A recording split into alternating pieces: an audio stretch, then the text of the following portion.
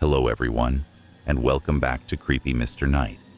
I know many of you enjoy using these videos to help you sleep, so before you drift off, I thought it'd be fun for everyone to leave a comment letting me know where you're listening from around the world. Also, don't forget to like and subscribe if you enjoy the content. Now, let's get comfy, relax, and begin. Story 1. The Clown Who Never Left. The quiet suburban neighborhood of Millfield had always been a safe haven for families. With its tree-lined streets, neat houses, and well-kept lawns, it was the kind of place where nothing out of the ordinary ever happened. But that sense of security was shattered one crisp autumn evening. The Walker family's house sat at the end of Maple Street, a large colonial-style building that had been in the family for generations. Carol Walker, a warm and outgoing woman, had organized a small birthday party for her daughter Emily, inviting a handful of neighbors and their children. The house was filled with the sounds of laughter, music, and the clink of glasses. As the evening wore on, the guests mingled, some sitting in the cozy living room, others enjoying the backyard. The air was thick with the aroma of pizza and cake, and the flicker of candles cast soft shadows on the walls. The atmosphere was joyful until the doorbell rang. Carol, who was near the front door, smiled and opened it, but her face faltered when she saw who was standing there. A man, dressed in a brightly colored clown suit, stood in the doorway.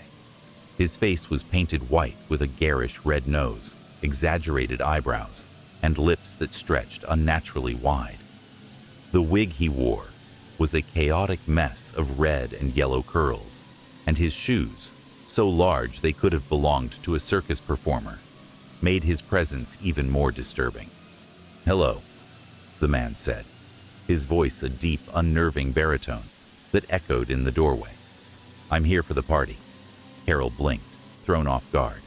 "I'm sorry, do we know you?" she asked, unsure whether she should be concerned. The clown smiled, though his eyes remained cold, distant. "I'm just here for the fun," he replied, not waiting for an invitation. He stepped past her, moving into the living room, like he owned the place. For a moment, there was an uncomfortable silence. The other guests, already distracted by their own conversations, didn't notice the strange man enter. It wasn't until he stood in the middle of the room, handing out balloons and making balloon animals for the children, that anyone truly took notice. His presence was unsettling. Something about the way he looked, too pale, too quiet, left an unnatural chill in the air. Despite their unease, no one said anything. Perhaps it was the alcohol, the loud chatter, or the sheer absurdity of it all. But people laughed along with him, as if he was just part of the entertainment. The man didn't linger long in any one conversation, and whenever he spoke, his voice lacked warmth, a hollowness beneath the cheer. As the night wore on, the clown continued to drift from one group to another. Carol, feeling the weight of his unsettling energy, turned to check on the kids playing outside. When she turned back to the living room, the clown was gone. There was no fanfare, no dramatic exit. He had simply disappeared. The next morning, the unease lingered like a fog. Carol, feeling a nagging sense of discomfort, asked around if anyone had seen the clown leave. Some people recalled him excusing himself, though none could remember the specifics. No one seemed to question it. Yet there was something inherently strange about it all, like an uninvited guest had slipped in unnoticed and left without a trace. Then, the first signs of something far darker emerged. At the park on the edge of the neighborhood, a jogger noticed something strange while out on his morning run.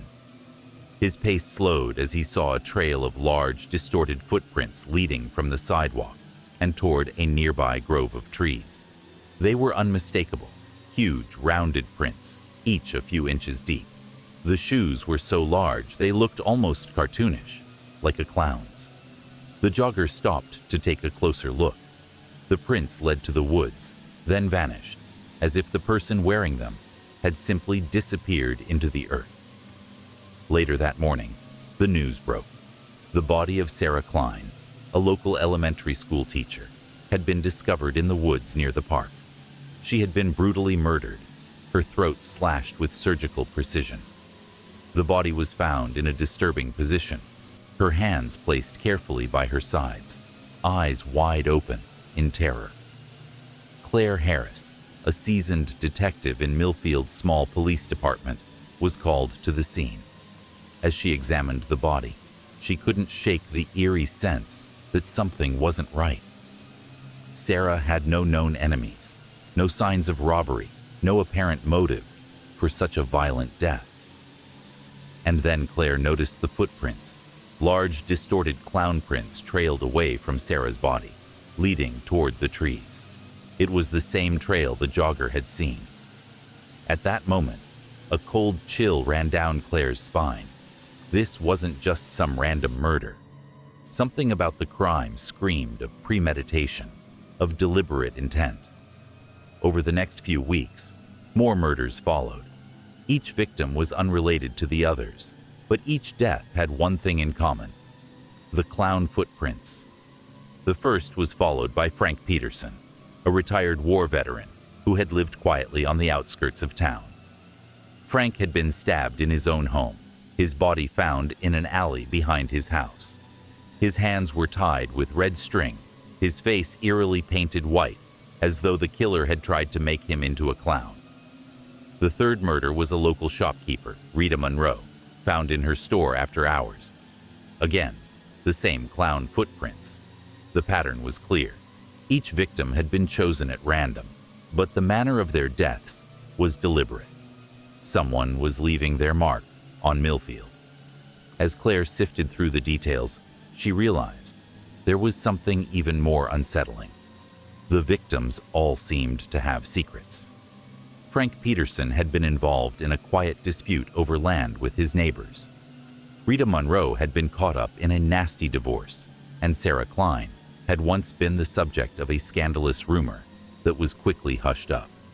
It was as if someone knew their darkest secrets. But who? Claire couldn't shake the feeling that this was all connected to the town's past, to something long buried that people didn't want to remember. Claire's investigation into the history of Millfield revealed a web of lies, betrayals, and unspoken grievances. The town had a long history of unresolved conflicts, with a few families at the heart of it. Among them were the Petersons, the Walkers, and the Kleins, families that had lived in the neighborhood for generations. But buried deep in the town's history was an event no one talked about. Years ago, there had been a tragedy. A young man named Robert Hall had been wrongfully accused of a crime he didn't commit. He had been blamed for the death of a beloved local figure, and despite his protests of innocence, he was ostracized by the community. He disappeared soon after, leaving behind only a trail of anger and resentment. Claire pieced together the tragic details. Robert Hall had been blamed for the accidental death of a child, someone's child, and the community had turned on him, condemning him without evidence. The true cause of death was never revealed, but Robert had vanished, and rumors began to swirl that he had taken his own life. But what if he hadn't? Claire's growing suspicion began to solidify. The clown, the killer, was Robert Hall, back from the shadows, seeking revenge on those who had destroyed his life. As Claire delved deeper, the stakes grew higher. The clown seemed to be targeting those directly involved in the town's past betrayal, but Claire's investigation had made her a target as well. One night, after returning to her office, Claire found an envelope on her desk. Inside was a note, written in jagged handwriting. "You're next." Her heart pounded as she realized the danger was real. The clown, Robert Hall, had been watching her, waiting for the perfect moment. That moment came when Claire received an anonymous tip about a confrontation planned in the old abandoned theater downtown, the one place in Millfield that had been closed off for years. She knew it was a trap, but she couldn't turn back. When she entered the theater, she found herself face to face with Robert Hall, now a twisted shadow of the man he had once been. His face was painted like a clown, and his eyes gleamed with madness. "You took everything from me," he hissed, stepping closer, his heavy footsteps echoing in the empty theater. "And now, I'll take everything from you." The final confrontation was a battle of wits, a desperate race to outsmart a man who had become a monster. In the end, Claire was able to turn the tables on Robert, but not without scars, both physical and emotional. As the police arrived to take Robert away, Claire stood alone in the theater, staring at the man who had once been a victim, but had become a killer. The case was closed, but the scars of Millfield's dark past would never fade. The tension in Millfield reached a fever pitch after the last murder. Claire had hoped that the killer's identity, Robert Hall, would bring an end to the violence. But the more she dug into his past, the more complicated the case became. The town had buried too many secrets, secrets that people were now willing to kill to protect. As the days passed, the residents of Millfield continued to live in fear. Every creak of a door, every rustle of leaves felt like a potential threat. It was clear that Robert Hall had not just been a random killer. He had been orchestrating a series of events that went beyond mere vengeance. He had been methodical, watching, waiting. The murders weren't just about getting revenge. They were part of a larger, twisted scheme, and Claire was now in the eye of that storm. The first thing Claire did after her close encounter with Robert was return to the scene of the murders. She revisited the locations, retracing her steps, but now with a renewed sense of urgency. The more she analyzed the crime scenes, the more the connections began to emerge. Each victim had ties to a specific event from the past, something that had been hidden away. And Robert, this figure who had once been a boy in their neighborhood, had somehow known how to manipulate these events, weaving his own bitter narrative into the lives of those he blamed. One evening, Claire sat alone in her office, flipping through old town records and police reports. The air felt thick, weighed down with the heaviness of the case. The hairs on the back of her neck stood up as she read an old article about Robert Hall. It spoke of his innocence in the child's death, a crime he had never committed, but it also described the community's reaction, the shame, the cruelty, the isolation. Robert had become a ghost, someone whose life was erased by the very people who had once known him. Then, Claire came across something she hadn't seen before, a mention of a key event that had happened just days before Robert's disappearance. An argument in the town square between him and a local father, Greg Walker, Carol's husband. The article described a public altercation, something heated, something that had escalated far too quickly. The details were vague, but it was clear that Greg had played a significant role in Robert's fall from grace. Claire's blood ran cold. Carol Walker, the woman who had unknowingly invited Robert to her daughter's party, was somehow connected to the town's dark history. She hadn't made the connection earlier, but now it was undeniable. Robert had been a scapegoat for a town that didn't want to face its mistakes, and Carol's husband, Greg, had been at the center of it all. The night Claire arrived at the Walker house, she felt the weight of the investigation press heavily on her shoulders. Carol was inside, preparing dinner, her smile as warm as ever. Claire had been there before, under the guise of questioning about the party, but now everything felt different. The house, which had once seemed so inviting, now felt like a ticking time bomb, filled with secrets waiting to explode. Carol welcomed her inside, but Claire couldn't shake the feeling that the woman was hiding something. The small talk didn't ease her nerves as much as it should have. As they sat down for coffee, Claire could feel the tension building between them, like a storm on the horizon. She had to ask the questions that had been weighing on her mind. Carol, Claire began, her voice steady but firm. I need to ask you about your husband, about the argument he had with Robert Hall years ago. Do you remember what it was about? Carol froze, her hand hovering over her coffee cup. The smile slowly faded from her face. She stared at Claire for a moment, before finally speaking. Greg and Robert. They were once friends, but after the incident with the child, I never really understood what happened. It was a hard time for everyone. Her voice faltered. Greg never talked much about it. Claire leaned in, her gaze sharp. But you know it was more than just a simple argument, don't you? Carol's face drained of color. She looked away, as if the weight of the truth had become too heavy to bear. I don't know what you're asking, Claire. But Claire knew. The pieces were falling into place. Carol Walker was lying, but not out of malice, out of fear. Fear of the past. Fear of the man her husband had once wronged, and who now wore the face of a killer. Claire pressed on. Greg didn't just argue with Robert. He was one of the ones who had a hand in ruining his life, wasn't he? At that moment, Carol stood up abruptly, knocking over her coffee cup. Her face was pale, her hands shaking. She looked as if she were about to collapse under the weight of the truth. I never wanted any of this, she cried, tears welling in her eyes. I never wanted to hurt anyone. But Greg, he was so proud, so sure of himself. He couldn't accept what happened, and he couldn't stop the way everyone turned on Robert. It wasn't just Greg. It was the whole town. The confession hit Claire like a punch to the gut. Robert had been scapegoated, betrayed by the very people who were supposed to protect him. And now, years later, he had returned, not just to take revenge, but to make sure the town paid for what it had done. Claire's mind raced.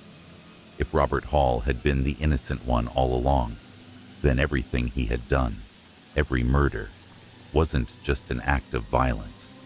It was his twisted way of righting the wrongs that had been done to him. But he wasn't only seeking revenge on the people directly involved. He was punishing the entire town for their complicity in the injustice. The more Claire uncovered, the more it became clear that Robert's killings were not random. They were strategic, calculated. Each victim wasn't just a casualty. They were part of a larger narrative, a twisted performance designed by Robert to make the town suffer. Claire had been following a trail, but now she was walking in circles, the killer's steps ahead of her. She realized that Robert wasn't just targeting those who had wronged him. He was playing a game. He was forcing the residents of Millfield to face their past, to confront the darkness that lay beneath their seemingly perfect lives. But there was something even more horrifying. Robert had been watching Claire too. He had been waiting for her to uncover the truth, and now she was part of the game. One night, Claire received an anonymous call. The voice on the other end was distorted, but there was no mistaking the malicious intent. Your next move, Detective Harris, is simple. Come to the old theater. It's time to finish this. The challenge was clear. Claire knew she had to face Robert Hall once and for all. The old theater loomed like a shadow in the heart of Millfield. It had been closed for years, its windows boarded up, its doors locked and forgotten. Claire's heart pounded as she approached, every instinct telling her to turn back. But there was no turning back now. Inside, the theater was dark, its stale air heavy with the scent of decay. The silence was broken only by the sound of Claire's footsteps echoing in the empty space. She stepped onto the stage, where a single spotlight illuminated a figure standing at the far end. Robert Hall, the clown, stood waiting for her. His face was painted, his costume immaculate, but there was no joy in his eyes, only bitterness and rage. "This is it, Claire," Robert said, his voice hollow, his eyes gleaming with madness. "You've uncovered my truth. Now, you'll help me expose theirs." Claire took a deep breath.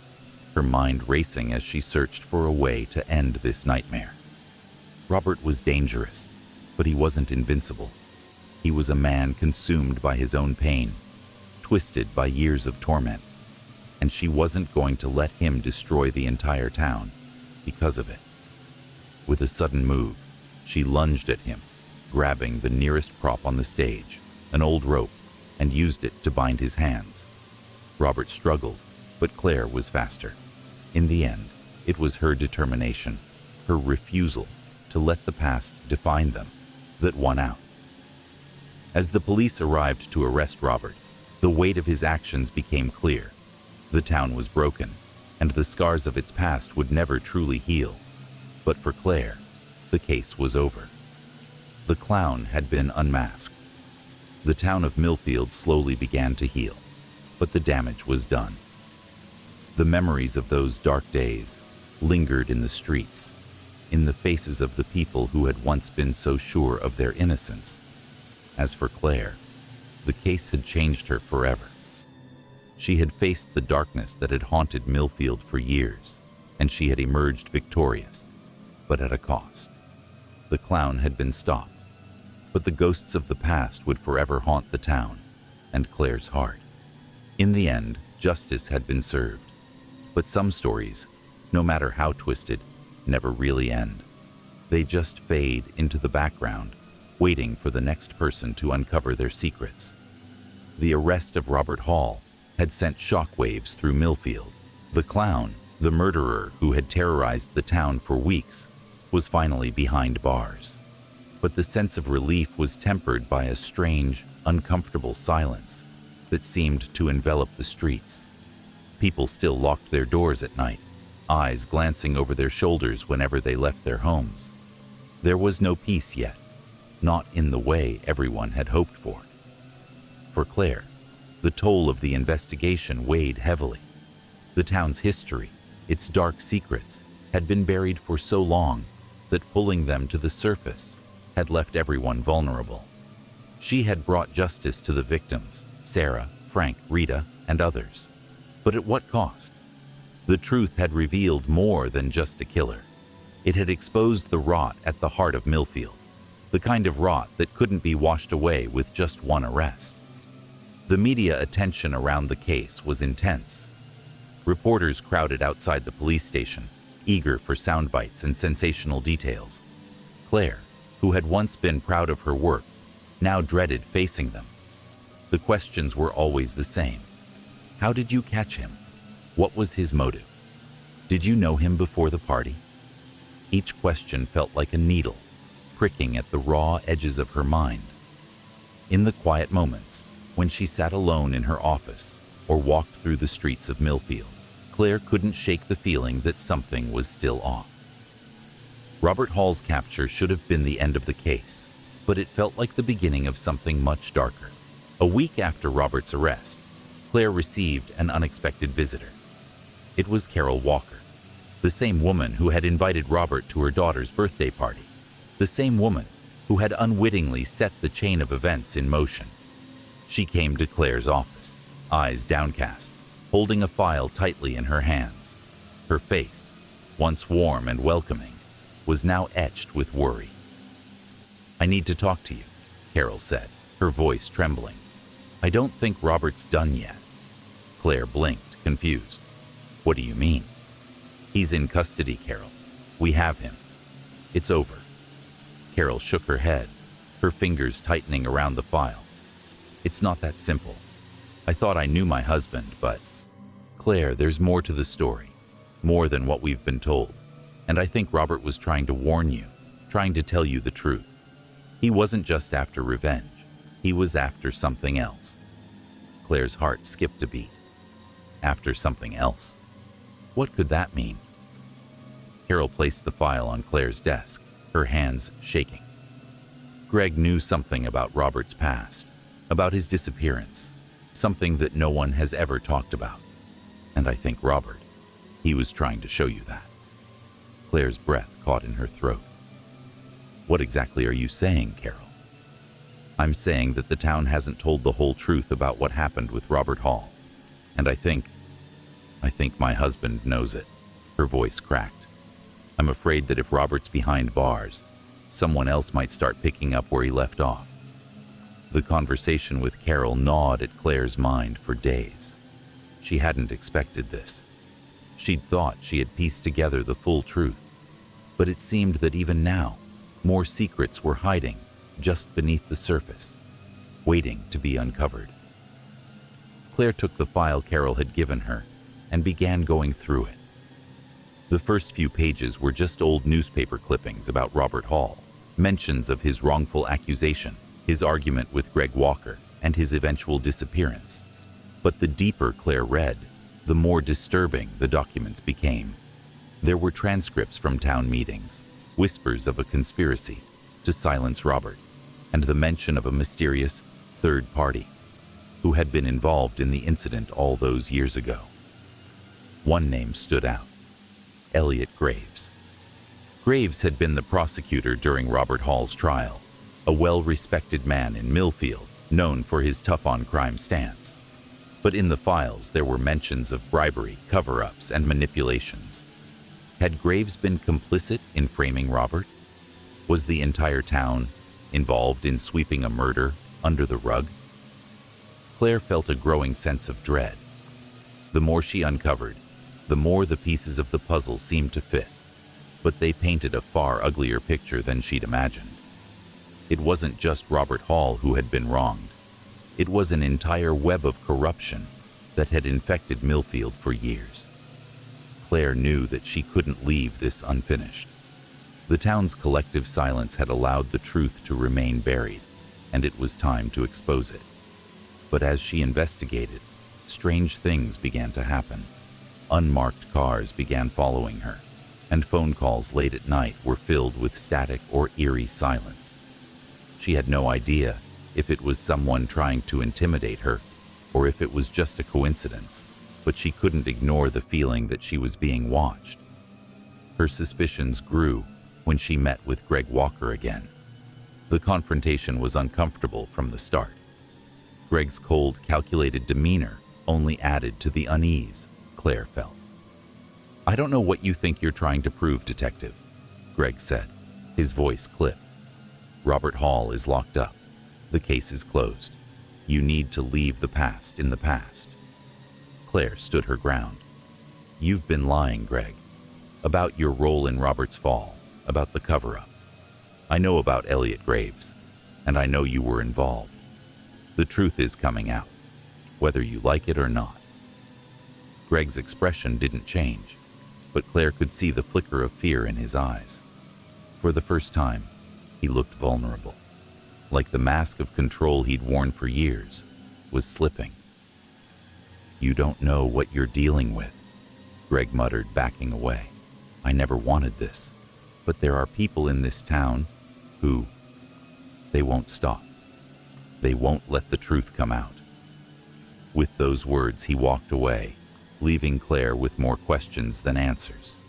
Who were these people he was talking about? What had Robert known that Claire still hadn't uncovered? The moment of clarity came late one night, just days after her conversation with Greg.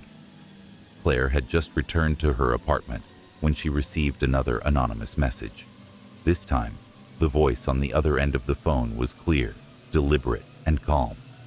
"Detective Harris, I hope you've been listening closely to the whispers, because you've been asking the wrong questions. It's not just about Robert Hall, or even the murders. The truth runs much deeper. You're not the first to try to dig into Millfield's past, and you won't be the last." The voice chuckled, a low, chilling sound that made Claire's skin crawl. "You think you can win this? You can't, Claire. The game's already over. We've already won." Claire's heart raced. The weight of the message sank in. This wasn't just about Robert. The people in Millfield who had hidden the truth were still active, still pulling the strings, and now they were watching her. The game had shifted. Robert had been a pawn in something much larger than anyone had imagined. The realization hit Claire like a freight train. She wasn't just dealing with Robert Hall anymore. She was dealing with an entrenched system of power, a cabal of individuals who had controlled Millfield for decades. And now, they were coming for her. The last pieces of the puzzle clicked together when Claire visited Elliot Graves's old law office.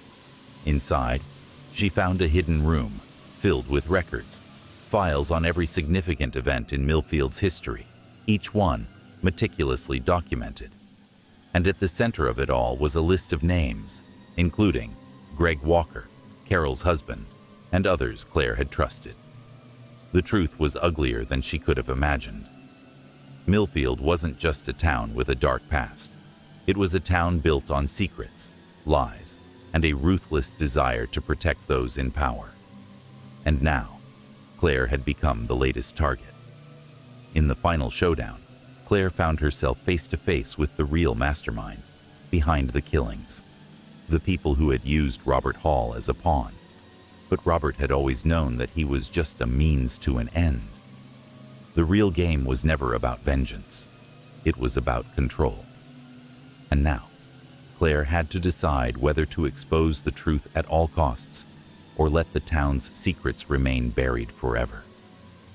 The truth finally came to light, but the scars of Millfield's dark history would never fade. Detective Claire Harris's investigation had uncovered more than just a series of murders. It had revealed the broken heart of the town itself. The power players who had controlled Millfield for decades had been exposed, but the price of that exposure was high. For Claire, the case was over, but the echoes of the past would continue to haunt her. The town was forever changed, but the game of secrets, of lies, and of twisted revenge had only just begun. Despite the mounting threats against her, Claire Harris couldn't bring herself to stop.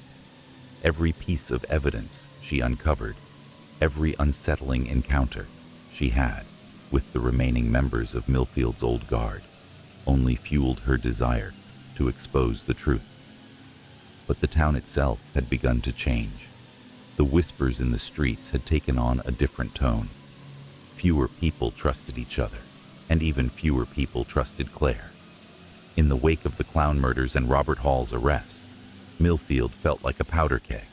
Some residents whispered about a new era of justice, while others said the worst was yet to come.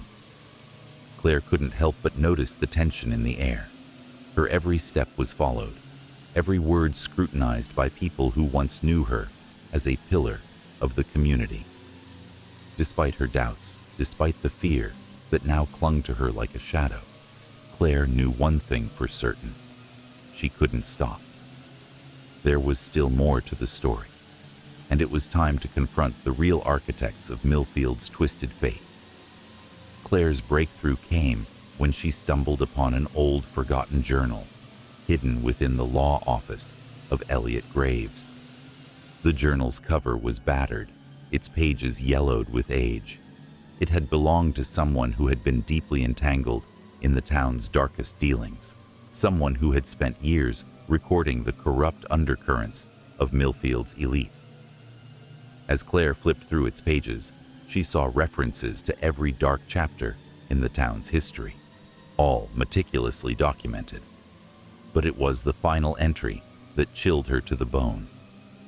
The journal detailed a plan, an elaborate conspiracy stretching back decades. Robert Hall had indeed been framed for a crime he didn't commit, but the scandal had been only a small piece of a much larger puzzle. The true crime had been the murder of a child who had been killed to protect the powerful figures of Millfield, including Elliot Graves himself. Robert Hall had been chosen as the fall guy because he was expendable, an easy target to blame. But the child's true killer, someone much closer to the heart of Millfield's establishment, had been protected for years. The killer's name was buried deep in the journal's final pages, written in hastily scrawled ink, almost as if the writer had feared they would be caught before finishing. Claire's eyes widened as she read the name: Greg Walker. The revelation hit her like a lightning bolt. Greg Walker, Carol's husband, the respected businessman, and the town's mayor for nearly a decade. He had been the one to pull the strings, to orchestrate the murder of an innocent child in order to protect his own political career and the interests of Millfield's wealthiest families. Robert Hall had been the scapegoat, an innocent man used to divert suspicion away from the true culprits. It had all been a game to them, one where lives were destroyed and reputations were built on lies. And now, that game was coming to an end. With the weight of this new knowledge pressing down on her, Claire knew that she couldn't confront Greg Walker alone. He was too powerful, too dangerous. She needed help, someone who was willing to stand with her, even if it meant going against the very fabric of the town's social order. Her first call was to Carol Walker. The woman was an enigma, someone who had been unwittingly drawn into this twisted drama. Yet Carol had been the first to warn her about the deeper conspiracy, and Claire needed her now more than ever. Carol's reaction was immediate. She was horrified, but there was something else in her eyes, something almost like a sense of relief, as if the truth had finally freed her from the chains that bound her to Greg. "I knew," Carol admitted, her voice barely above a whisper. "I knew something was wrong, but I didn't want to believe it. Greg was always so charming, so convincing. But now I see what he's become, what we've both become." Claire nodded. "You can't protect him anymore, Carol. He's the one who orchestrated all of this. He's the real killer." Carol trembled, then nodded again. "I'll help you. I won't let him get away with it. Not anymore." With Carol's cooperation, Claire set the trap. She knew that Greg would try to cover his tracks, to twist the truth in his favor. But with the evidence they had, it was time to confront him head-on. The confrontation happened late one evening, when the streets of Millfield were deserted, the town locked in a heavy silence. Claire and Carol stood outside Greg Walker's mansion, the grand, imposing house that had once been a symbol of success.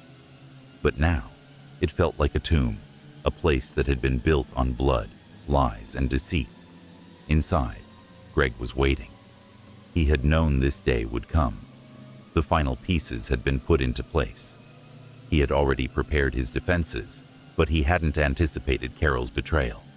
That was his mistake. As Claire and Carol entered the mansion, the air was thick with tension. Greg stood in the grand hallway, a smile on his face that didn't reach his eyes. "You really thought you could take me down, didn't you, Claire?" Greg's voice was smooth, calm, almost too calm. "You and your little crusade. All this drama, all these dead bodies. What for?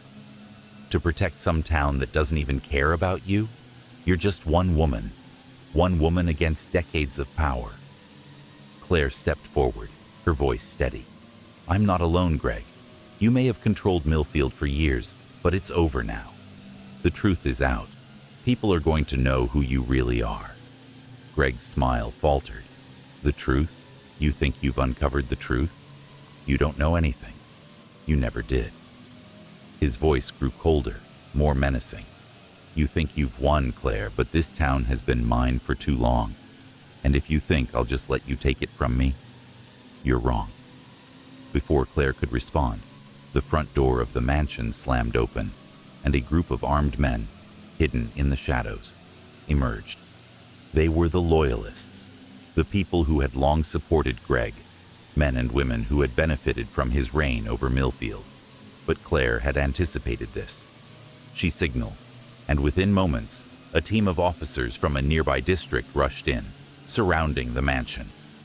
The standoff was brief, but tense. The men loyal to Greg hesitated, caught between their allegiances and the undeniable presence of law enforcement. Greg's face twisted with fury as the reality of his downfall set in. "You don't get to do this. You don't understand what you're up against." "I understand enough," Claire said, her voice low but resolute, "and I'm not backing down." In the end, it was not just the law that defeated Greg Walker, it was the truth.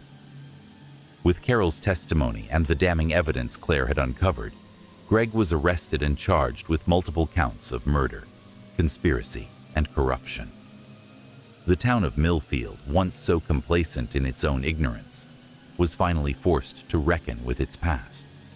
For Claire, the victory felt hollow. She had exposed the darkness, but the scars of Millfield's history would never truly heal. The lives lost, the innocence stolen, the families broken, those were the true costs of the game that had been played. As she stood at the edge of Millfield's outskirts, looking over the town one last time, Claire realized that justice had been served, but the road to redemption for the town was long and uncertain. The clown may have been caught. Robert Hall may have been revealed as a pawn, a victim in the grand scheme of things. But the true horror of Millfield was not just in its past. It was in the people who had allowed that darkness to thrive, year after year, until it consumed them all. Claire Harris knew that, even though the game had ended, the scars would remain. The town might rebuild, but it would never forget the price it had paid for its secrets, and neither would she. Epilogue: The Cost of Truth. Millfield began its slow, painful recovery in the aftermath of the scandal. People talked, but not always openly. The shadows of the past lingered, and though some tried to move on, Claire knew that the price of uncovering the truth was steep. As for her, the victory felt bittersweet. She had brought the truth to light, but at what cost? In the quiet moments, when she was alone with her thoughts, Claire couldn't shake the feeling that something else was still hidden in the heart of Millfield, something that hadn't yet been revealed. But for now, she would rest. The case was over, but the echoes of the clown's game would never truly fade. Months passed since the arrest of Greg Walker. The streets of Millfield had begun to settle, but the sense of unease lingered. People walked the streets with their heads down, their conversations low, as if they were afraid someone might overhear their whispers.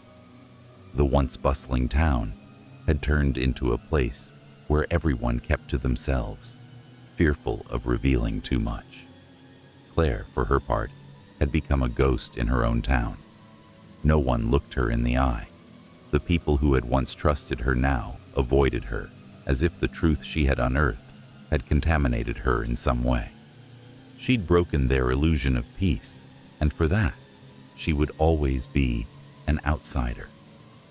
She spent most of her time at the station, buried in case files, trying to forget the haunting images of the murders, the clown's eerie laughter echoing in her mind.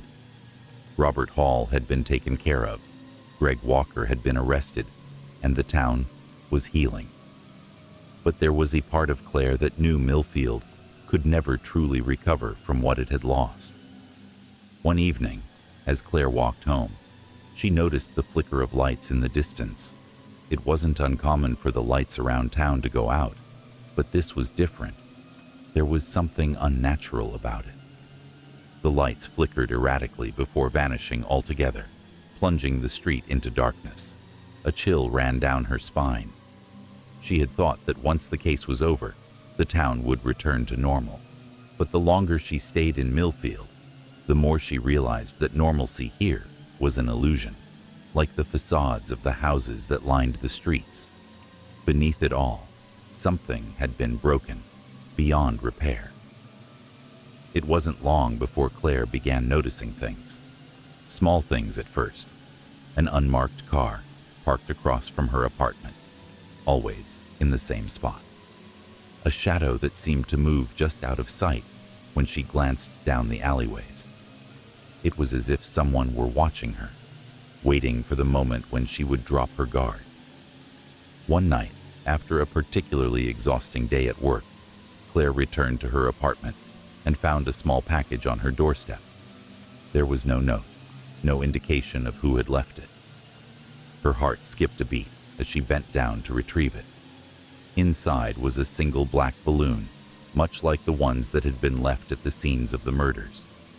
It had a simple message written on it: "It's not over." Her fingers trembled as she clutched the balloon. She wasn't sure if it was a sick joke or a threat. But deep down, Claire knew that Millfield's darkness hadn't been entirely purged. There was something, or someone, still lurking in the shadows, biding its time. The following day, Claire's phone rang with a number she didn't recognize. The voice on the other end was cold, almost robotic. "Detective Harris," it said, "you think you've won. You think Greg Walker's arrest was the end of it all. But you're wrong. You've only uncovered a small part of the truth. There's still so much more to be revealed." Claire's breath caught in her throat. Was this the clown? "You thought Robert Hall was the one pulling the strings," the voice continued. "But you were just another pawn. You don't know the half of what's really going on in this town. But soon, you will." The line went dead before Claire could respond. She stood in the middle of her apartment, the weight of the message pressing down on her. Had Robert been the pawn all along? Was there someone else pulling the strings? The thought made her feel sick. Sick to her stomach that Millfield, a town she had spent her entire career protecting, had become a battleground for something darker than she could have ever imagined. Claire didn't waste any time. She called Carol Walker immediately. Carol had distanced herself from her husband after his arrest, moving into a small apartment and trying to start over. But Claire needed her. There was no one else she could trust now. "Carol, something's happening. Something I missed," Claire said, her voice strained. "I think I was right to trust you, but now I need to know everything you can tell me about your husband, about the people he worked with. You said he wasn't alone, right?" Carol hesitated on the other end of the line, but then she spoke, her voice quiet but full of fear. "Greg wasn't the only one with power in this town. He was a part of something much bigger, something that went back generations." "What are you saying?" Claire pressed, her pulse quickening. "There are families here in Millfield, old money, people who've been in power since the town was founded. They've controlled everything. The murders, the corruption, the disappearance of Robert Hall, all of it. And they're not done. I don't think they ever will be. I'm telling you, Claire. Greg wasn't the only one pulling the strings. There are people who still have their hands in this." Claire's heart raced as she processed the implications of Carol's words. The town's sickness ran deeper than she had ever imagined. There was a network, a hidden web of control, that still had its claws sunk into Millfield. The truth was far worse than anything she had uncovered so far. The next day, Claire met with her team and began digging into the families who had been in control of Millfield for generations. She discovered something chilling. Several well-known names, names that had been involved in local politics, business, and law enforcement, had been linked to a series of disturbing events that stretched back decades. And there, buried among the records, was a strange pattern. Every 20 years, a series of unsolved crimes had taken place, each one marked by the same eerie signature, the clown's footprints. Claire felt a wave of nausea. Was this a pattern? Had the clown, or whoever was behind these killings, been operating in cycles for decades, waiting for the right moment to strike? If so, then the murders of the past few months were just one piece of a much larger puzzle. As the days passed, Claire grew more paranoid. She began to question everyone around her, unsure who could be trusted. She had already exposed so much, but the darkness in Millfield wasn't finished with her yet. It had been waiting, watching, and now it seemed to be coming for her. One evening, as Claire walked home from the station, she noticed something new. The streets were quieter than usual, and the air was thick with the smell of rain. As she passed by a small park, she heard the unmistakable sound of a balloon popping. Turning quickly, she saw him. A man dressed as a clown, standing just a few feet away, staring at her with empty, hollow eyes. The same black balloons, the same grotesque smile. But this time there was no mistaking it. It wasn't Robert Hall. This was someone else. "Do you remember me, Claire?" the clown's voice asked, low and mocking. Claire froze, terror surging through her. This wasn't over. This wasn't just about Robert Hall. The clown wasn't just a killer. They were the embodiment of Millfield's darkest secrets, the ones that had been buried for generations. And now, they had come for her. The clown raised his hand, holding a single black balloon, and the last thing Claire saw, before everything went black, was the twisted grin of the clown stretching wider. Days later, Claire's body was found on the outskirts of Millfield, her face twisted in terror. No one knew what had happened. The police could find no signs of struggle, no evidence of the clown's presence, only the faint, lingering smell of rotting balloons. The town of Millfield went on, as towns do, moving from one scandal to the next, burying its secrets deeper and deeper with each passing year. But as the years went by, the pattern continued. Every 20 years, a new series of murders began. The clown's footprints were always there, and Millfield, a town built on lies and blood, remained haunted by its past. The truth was buried, but it would never stay buried for long. The sun hung low in the sky, casting an amber glow over the small-town carnival. It was an event that brought the whole community together each year. The scent of fried dough and popcorn lingering in the air, the sound of children laughing, and the distant call of carnival barkers ringing through the streets. Families, friends, and strangers wandered between the booths, enjoying the games, rides, and sweet treats. The atmosphere was cheerful, innocent even. But something was about to change. At the edge of the carnival grounds, a man appeared. He was in his early 30s, dressed in an unremarkable black jacket and worn jeans. His face was gaunt, pale, but his eyes— there was something unsettling about his eyes.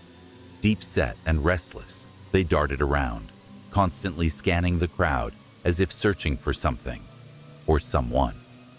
His arrival was barely noticed, a fleeting presence in a sea of carnival goers.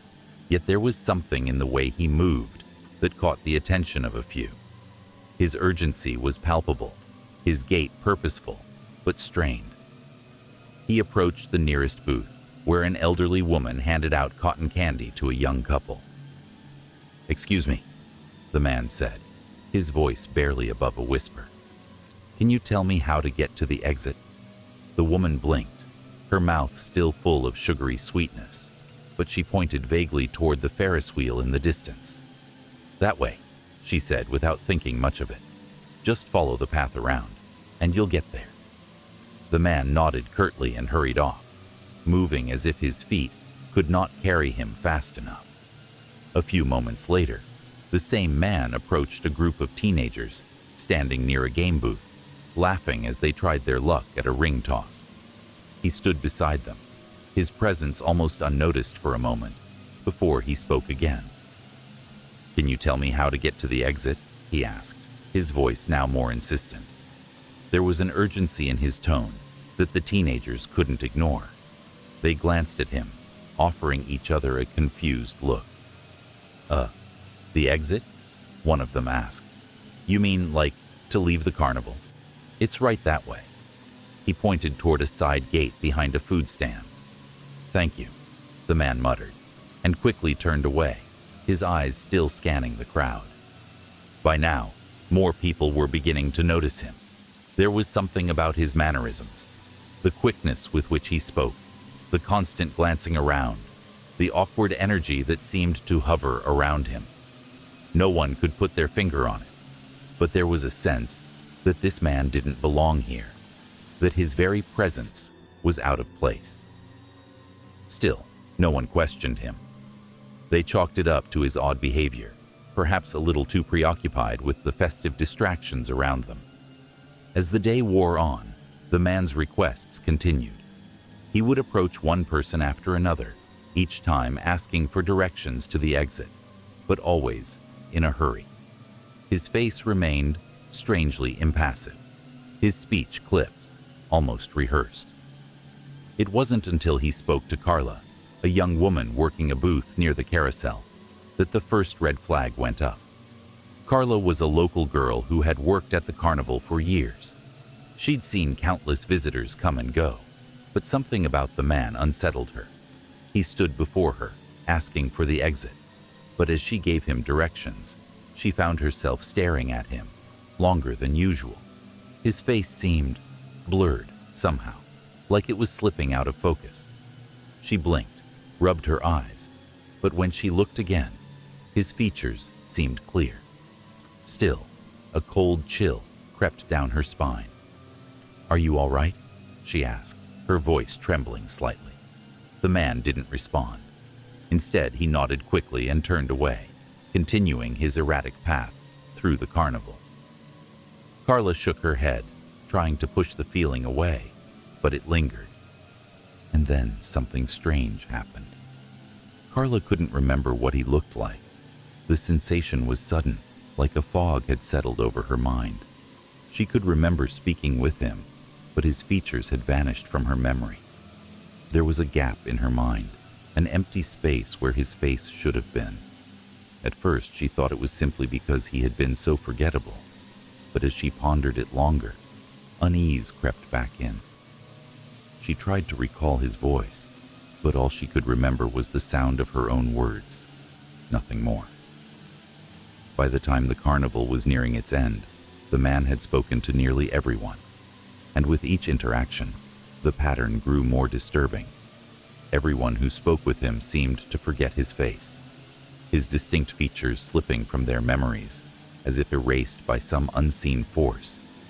As the sun dipped below the horizon, the carnival began to empty out. The rides slowed, the music faded, and the crowd thinned. Yet, the mysterious man had not been seen again. When night finally fell, and the lights of the carnival twinkled like stars in the distance, the man disappeared completely. No one saw him leave. No one noticed when he had gone. He simply wasn't there anymore. The next morning, as the town began to stir, strange reports began to surface. Several people who had interacted with the man, some of whom had given him directions, others who had merely crossed paths with him, realized they couldn't recall any details about his appearance. His face had completely faded from their memories, as though he had never existed.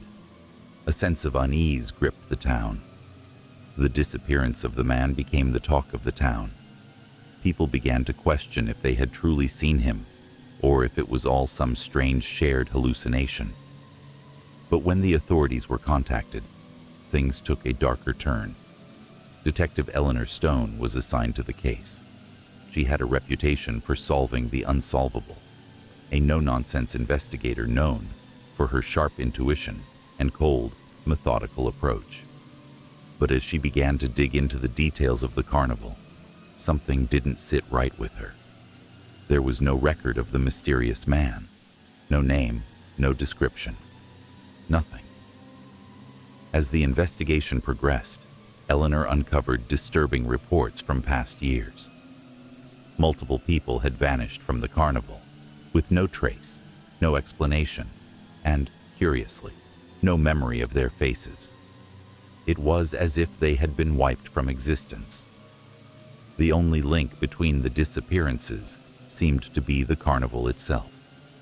Eleanor's skepticism began to fade as the evidence mounted. She couldn't ignore the growing sense that something sinister was happening here, something hidden in plain sight. The carnival had been in the town for generations, but why had no one questioned the string of disappearances? Why had people so easily forgotten the faces of those who vanished? Detective Eleanor Stone's mind raced as she sifted through the growing pile of unsettling evidence. Every new discovery seemed to lead deeper into a mystery that felt more like a labyrinth than a case. There was something old about the carnival, something that predated the town's memory of it, something hidden beneath the bright lights and the cheerful facade of candy apples and Ferris wheels. She sat at her desk, late that night, flipping through old police reports, town records, and faded newspaper clippings. Her eyes narrowed when she came across an article from decades ago. The headline read, "Town celebrates annual carnival. Tragic disappearance of local teenager still unsolved." The year was 1974. The article detailed the disappearance of a young girl named Leah Patterson, who had vanished without a trace during the carnival. There were no leads, and just like the others, no one could remember any distinguishing features about her. The case had gone cold, and no one had ever found any answers. But Eleanor found it strange that the article made no mention of the carnival's history. It seemed almost like the town had tried to bury it. She dug deeper, looking for patterns. Over the years, there were sporadic disappearances, many unsolved. Each case followed a similar disturbing theme. Individuals would attend the carnival, engage with certain strangers, and then, just like Leah Patterson, vanish. But there was no evidence to link these disappearances together, and no one ever seemed to connect them. The town had moved on each time, as if nothing had ever happened. Then she discovered something that made her blood run cold. In 1953, a man named James Farrell had written a letter to the town council. In the letter, he described what he believed was happening at the carnival. People were being erased. "Their faces vanish from our memories," he wrote. "It's like they were never here at all. We can't remember them. We can't even remember what they looked like or what happened to them. But the carnival, it's the same every year." The letter was dismissed, the writer labeled as a paranoid conspiracy theorist. But Eleanor wasn't so sure. She read the letter again, her pulse quickening as the chilling implications sank in. Was it possible that the carnival itself was responsible for these disappearances? And if so, how? Was there something supernatural at work? Some dark force that erased not just memories, but entire lives? The next day, Eleanor paid a visit to the carnival grounds. Despite the police's investigation, the carnival had packed up and left town, as it always did at the end of its brief stay.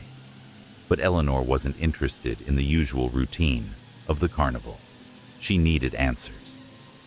She headed to the old, disused carnival lot, the very place where the Ferris wheel, bumper cars, and funhouse had stood just a few nights ago. Walking through the empty lot, Eleanor felt a strange unease wash over her. The vibrant colors of the carnival tents had been replaced with worn-out grass and patches of dirt. Yet there was something else here, a lingering feeling, like a presence that hadn't fully disappeared. She couldn't shake the feeling that the carnival wasn't really gone at all. She noticed something odd. The ground near the former ticket booth seemed disturbed, as if something had been recently dug up and covered. She crouched down, running her fingers through the soil. A glint of metal caught her eye. Pulling it out, she found an old rusted key, a key that had no obvious lock. Eleanor's breath hitched. This wasn't just an ordinary key. It felt important, significant, like a puzzle piece she hadn't yet figured out. She slipped it into her pocket, a sense of dread creeping over her as she stood up. The key could be the first real clue. That night, Eleanor found herself unable to sleep. The eerie feeling that had haunted her since she found the key lingered, clawing at the edges of her thoughts. She spent hours turning over the facts in her mind, trying to piece together the puzzle. But the key, the disappearing people, the cryptic messages, it didn't add up. Something was missing. Finally, in desperation, she took out the letter James Farrell had written all those years ago. She read it again, focusing on the last few lines. "The carnival's power isn't in the rides or the games, but in what it takes from us, what it makes us forget. It makes us forget what we knew, who we were, and even what we've seen. And one day, we will forget it all. And then, it will be too late." Eleanor's skin prickled. The man had warned them. The carnival wasn't just erasing memories. It was erasing people. The next morning, Eleanor couldn't shake the feeling that she was being watched. When she stepped out of her apartment building, she saw a figure standing across the street. A man. He was dressed in the same unremarkable clothes as the man she had been investigating. But his face was completely blank, as if it were a blur of nothingness. It was him, the man from the carnival. Her heart hammered in her chest. She tried to call out, but her voice caught in her throat. The man didn't move, didn't even acknowledge her presence. But as she stared at him, he began to fade. Slowly, as though he were melting into the surroundings, his figure evaporating into the morning mist. Eleanor blinked, and in that moment of confusion, the man was gone. Her pulse raced. She knew now, with horrifying certainty, that the carnival's strange hold over the town was far worse than anyone had imagined. People weren't just disappearing. They were being erased. Their memories, their very existence, was being wiped away. And now, Eleanor knew. She was a part of it. Eleanor spent the next few days in a frantic search for answers. The town's history seemed to hold more dark secrets than she could have ever imagined. She revisited the carnival lot, and this time, she was determined to find the truth. She focused on the locked storage shed at the back of the lot that had been there for decades, but never accessed by anyone. The key she had found felt like it might open that door. When she reached the shed and unlocked it with trembling hands, she was met with a sight that would haunt her forever. Inside were hundreds of photographs, old and new, pinned to the walls. They were pictures of the carnival's visitors, families, friends, and strangers. But each one was marked with the same chilling detail. The faces of the people in the photos had been scratched out, erased. She pulled down a photograph from the wall, a black and white photo of a young girl. Her eyes widened. It was Leah Patterson, and her face was completely gone. Eleanor's heart dropped as the horrifying truth hit her. The carnival had been trapping people, erasing their memories, and then, when they were forgotten, they were taken. The memories of the disappeared were stored here, in the carnival's hidden vault, so that no one would ever remember what had happened. Eleanor's vision blurred as the walls of the shed seemed to close in on her. She had to stop it. She had to stop whatever dark force was controlling this place. But the deeper she dug, the more she realized. The carnival was just the beginning. The town, the people, the very fabric of reality. It was all connected, and if she didn't act fast, she would be next. Eleanor stood frozen in the shed, the photograph of Leah Patterson clenched tightly in her hand. The realization of what she had uncovered hit her like a tidal wave. The carnival was not just a traveling spectacle. It was a force, a dark, malevolent force that erased people, not just physically, but from existence itself. Erased memories, erased lives. But why? Her mind raced. She had to know how far this reached, how many people had been lost to this twisted carnival. The faces she saw in those photos, each one marked with an eerie blankness, were people who had once been loved, known, remembered. Now, they were nothing more than empty spaces in the town's history. As the weight of the discovery pressed down on her, Eleanor turned her attention back to the shed.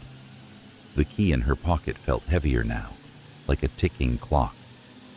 What was she supposed to do with it? Was there something deeper here? Something hidden that could stop this? Her eyes scanned the cluttered interior, looking for any sign of further clues, when a soft creak echoed through the shed. She turned sharply, her breath catching in her throat. Standing in the doorway, his eyes gleaming with that same unsettling intensity, was the man from the carnival. He was here. But this time, there was no mistaking it. His face, his entire being, was utterly blank. It was as if it was the void itself, a distortion in reality that should not be possible. He didn't have a face. He wasn't human anymore. Eleanor took a step back, her pulse hammering in her chest. "Who are you?" she demanded, though her voice trembled. The man didn't answer. Instead, he simply stepped forward, his feet making no sound against the floor. With every movement, he seemed to stretch and distort, as if he were a shadow, not fully bound to the world. Eleanor's breath caught as a creeping feeling of dread gnawed at her insides. "Leave now, detective," the figure spoke, but his voice wasn't his own. It was cold, distant, like an echo from an abyss. "You will never stop us. You will forget just like the others." Eleanor's heart pounded in her chest, but she steeled herself. She couldn't forget. She couldn't let this place erase her too. In a desperate act, Eleanor reached for the key in her pocket and held it out, trembling. "What is this? What is this place?" The man, if it could still be called a man, stopped moving, his featureless gaze locking onto the key. For a brief moment, it felt like the air around them thickened, vibrating with a low hum.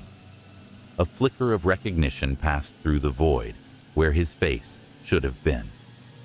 "You have found it," the voice rasped, a tone of recognition mixed with contempt. "The key to the door between worlds. The key to our eternal game."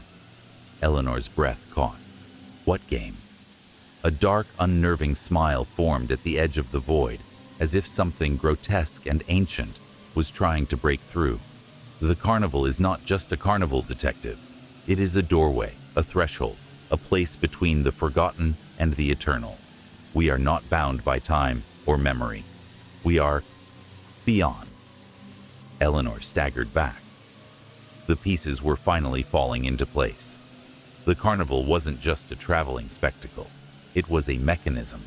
It wasn't about entertainment. It was about erasure. Each year, people were consumed by it, their memories and lives shredded like paper, swept away by something far older and far darker than any of them could understand. The town itself was a host to this madness. Each disappearance, each erased face, fed the carnival's power, and she had uncovered it. But the realization was a double-edged sword. With this knowledge, she was now part of the game. Eleanor knew she had only one chance to stop this: the key. It had to open something that could undo the damage the carnival had done to this town and to so many others. But the figure in front of her seemed to hold the answers, yet it was blocking her path. "You're not real," she whispered, desperation creeping into her voice. "You're just a memory, a trick." A hollow laugh echoed from the figure. "You're already starting to forget. Your mind is unraveling, detective. You're standing in a place where even time cannot hold. We've taken everything, and soon we will take you." But Eleanor couldn't afford to panic. She knew the stories now. The carnival's grip over this town wasn't just physical. It was in the memories of the people, their very essence. She had to break that hold. Without thinking, she hurled the key toward the figure.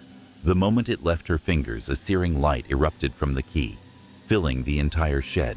The air hummed with energy, a sound like 1,000 voices, whispering in a language long forgotten. The figure recoiled, its form distorting, as if the very light from the key was erasing it, burning it away. A cry, a sound that wasn't human, filled the space, a shriek that echoed through Eleanor's soul, making her teeth rattle. The shed shook violently, the walls beginning to twist, the ground warping beneath her feet. The carnival itself seemed to materialize in the background, flickering like an illusion, its rides spinning erratically, its lights flashing with unnatural energy. Eleanor ran. She ran with everything she had, her feet pounding against the uneven floor, her body barely able to keep up with her racing thoughts. As she reached the door, a deafening crash rang out behind her. The shed exploded into darkness. She staggered outside, gasping for breath. But when she looked around, she saw only the remnants of the carnival, crumbling tents, rusted rides, and a memory that had already begun to fade.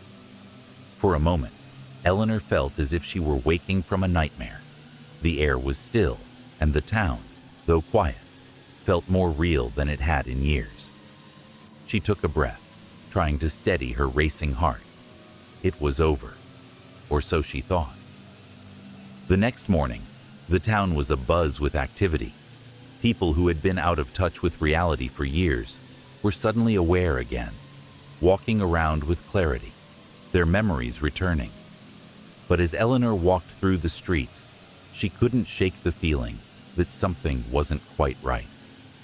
It was then that she realized she couldn't remember his face. Her pulse quickened. The detective who had uncovered it all, the truth about the carnival, the erasures, had become part of the game. The man's voice echoed in her mind. "You will forget, just like the others." She could feel the weight of it now. The town had been saved, but at what cost? The man from the carnival, the shadow that had haunted her, had somehow slipped past her, erased like everyone else. And just as she thought she had outrun it all, Eleanor realized the horrifying truth. The carnival had never truly left. It was still there, waiting in the shadows of the town, and its game was far from over. Eleanor couldn't shake the feeling of being watched, even as the town appeared to return to normal. The carnival, once a place of fleeting lights and joy, was gone. Its tents disassembled, its rides and booths dismantled and carted off. Yet the sense of unease lingered like an unshakable fog. The streets of the small town seemed quieter than usual, and the faces of the townsfolk, though appearing more vibrant, carried a certain hollowness, as if something important had been taken from them too. The more she walked through the town, the more she felt herself slipping. Slipping where? She couldn't put a name to it, but something felt wrong. Eleanor couldn't ignore the creeping sense of panic rising in her chest. It was subtle at first, an unexplained unease that wormed its way into her thoughts. It wasn't the carnival's disappearance she feared, but something else. Something deeper. The more she thought about it, the more the nagging suspicion grew. She couldn't remember his face. The face of the man who had haunted her for days, who had manipulated the carnival's twisted nature. She had seen him up close, heard his voice, but now it was slipping from her mind. His features were no longer clear, just a blur of nothingness in her thoughts. And that was when it hit her. The town hadn't just been freed from the carnival. She had been erased, too. It was a sensation so deep and consuming that it felt like drowning in silence. She had become part of the very thing she was trying to destroy. Days passed, and Eleanor found herself struggling to recall simple details. Her apartment seemed unfamiliar. The sound of her own voice in the mirror seemed like a distant echo. She tried to meet with friends, but even they appeared distant, as if they too were drifting away from her. The more she searched for answers, the less she could find. The fewer things made sense. She thought back to the shed, to the explosion of light, and the key that had unlocked something deeper than the physical world. Was it really gone?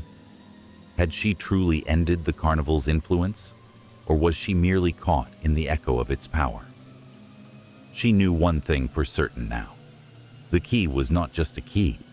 It was a seal, a trigger.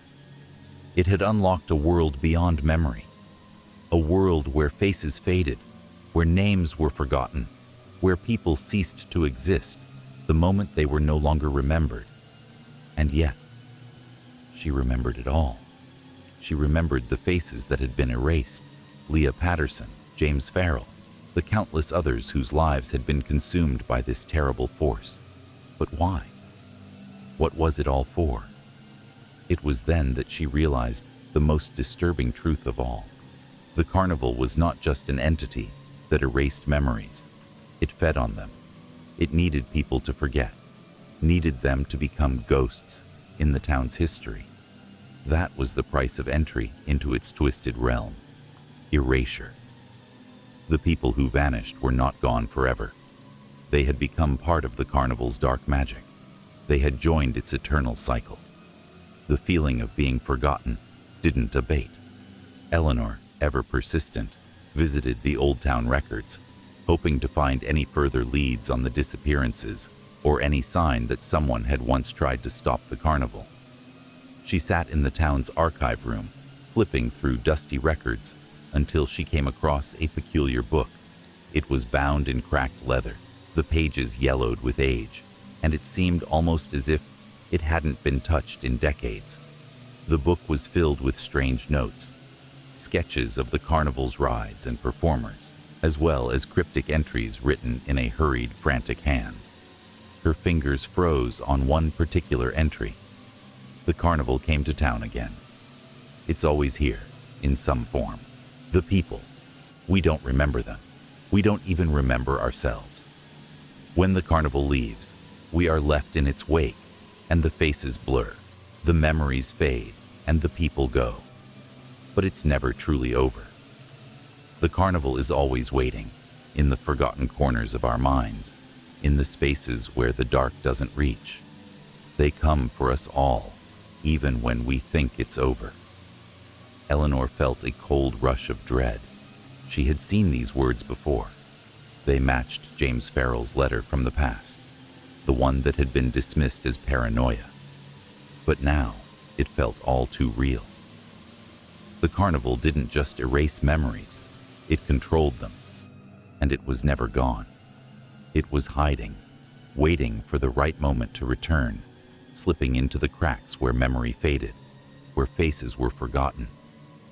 The key she had used to open the shed, to free the town, it had been meant to keep the carnival trapped in those forgotten spaces. But it had failed. She had failed. And now, the carnival was free once more. It began subtly at first. Eleanor started hearing whispers on the wind. At first, they were faint. Voices from the crowd, soft and distant, as if carried through the air from some distant, unreachable place. But the whispers grew louder, more insistent, until they began to invade her waking hours. She heard them in the quiet moments, while shopping at the local market, while drinking coffee at a cafe, even as she lay in bed at night. And the whispers were calling her name. Her memories, once firm, began to slip through her fingers. She couldn't remember the faces of the people she had known most of her life. Her friends, her family, even her own reflection, felt foreign. One night, after weeks of silence, Eleanor wandered the empty streets of the town, following the whispers. She didn't know why, but something inside her compelled her to walk toward the edge of town, toward the field where the carnival had once been. And there, at the far end of the field, under the heavy shadow of the setting sun, she saw it. The carnival. It had returned. But it was different now. The rides creaked and groaned in the still air, their lights flickering like dying stars. The sounds of the carnival games, the laughter of children, the calls of barkers, they were all gone. Instead, there was only a hollow, empty quiet, and the figures standing by the rides were unseen. Shadows shifting in the periphery of her vision. As Eleanor stepped closer, the world around her seemed to darken, to lose its color, to blur into the same void she had seen in the shed. The carnival had always been here, and it was waiting for her. It was waiting for them all. And now, it was time to take its due. The town was waking up to something terrible. The carnival's return was not just a physical one. It was a return to the darkness, a return to the forgotten. Those who thought they were safe, those who believed the nightmare had ended, were wrong. Eleanor, standing at the threshold of the carnival, realized the horrifying truth. This was not the end. The cycle was not broken. The carnival fed on memories, on the things people forgot.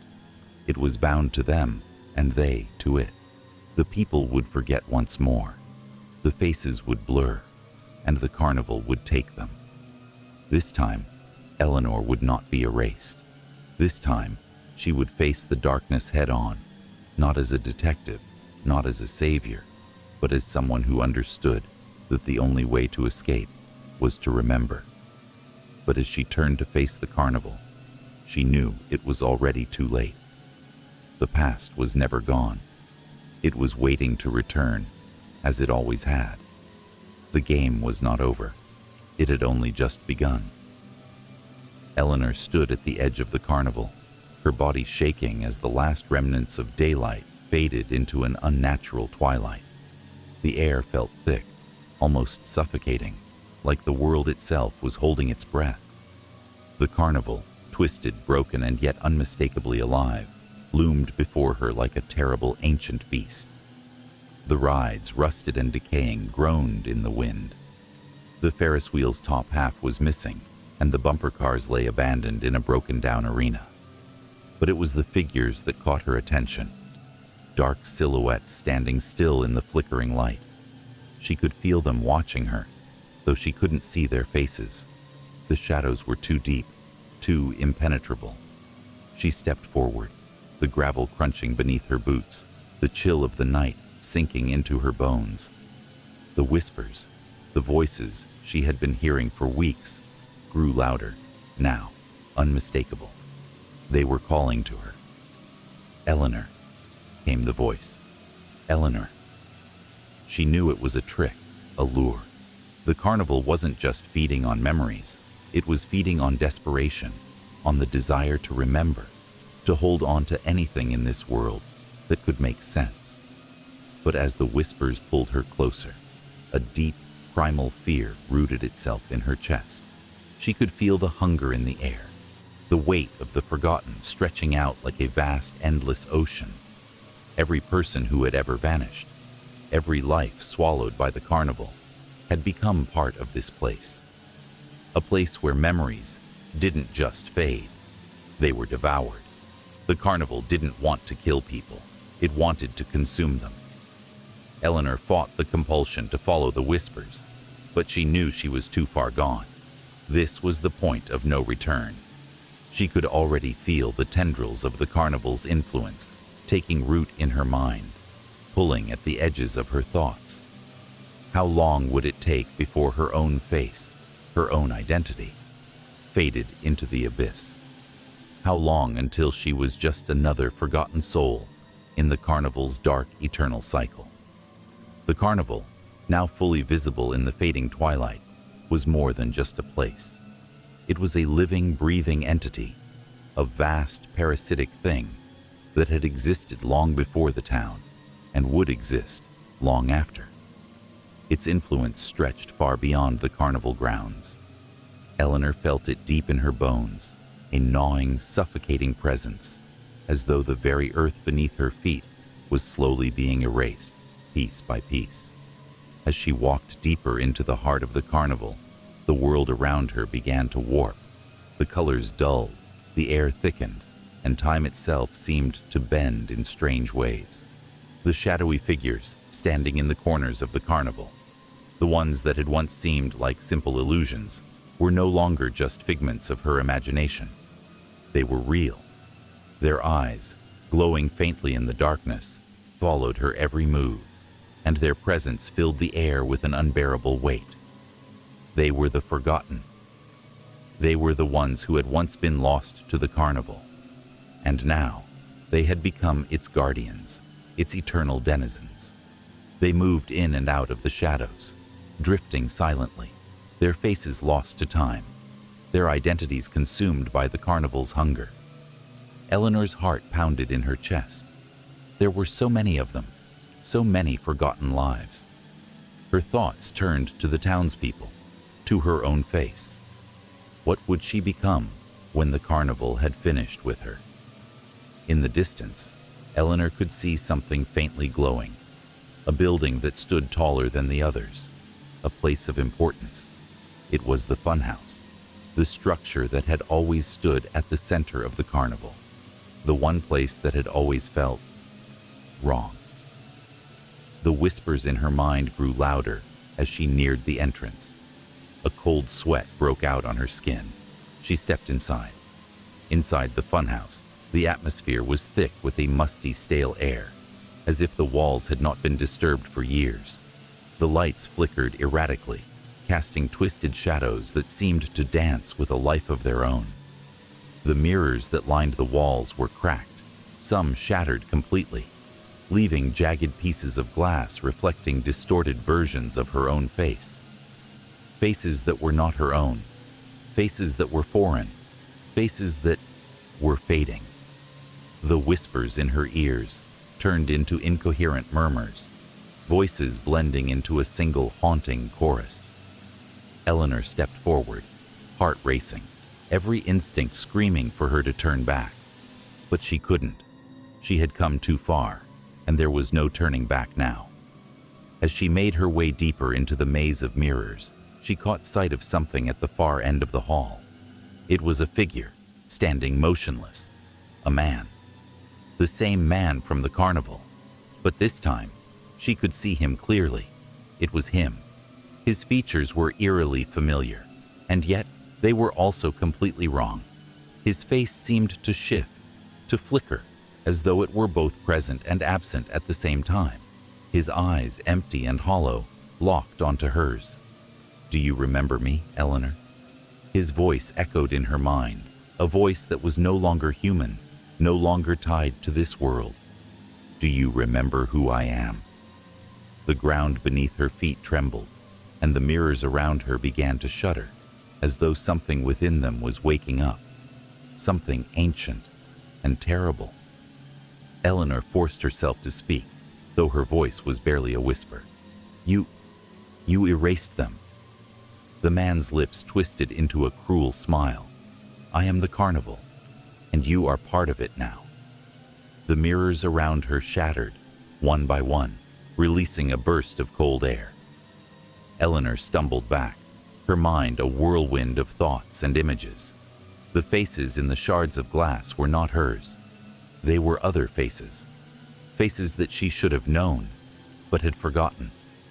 Faces that had been swallowed by the carnival's insatiable hunger.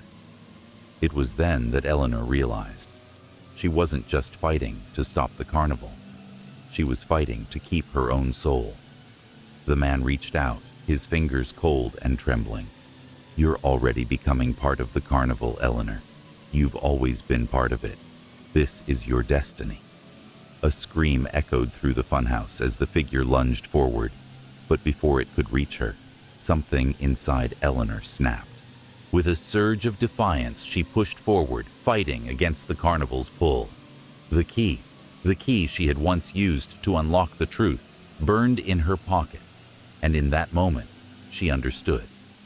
It wasn't just a key to a shed. It was the key to her memory.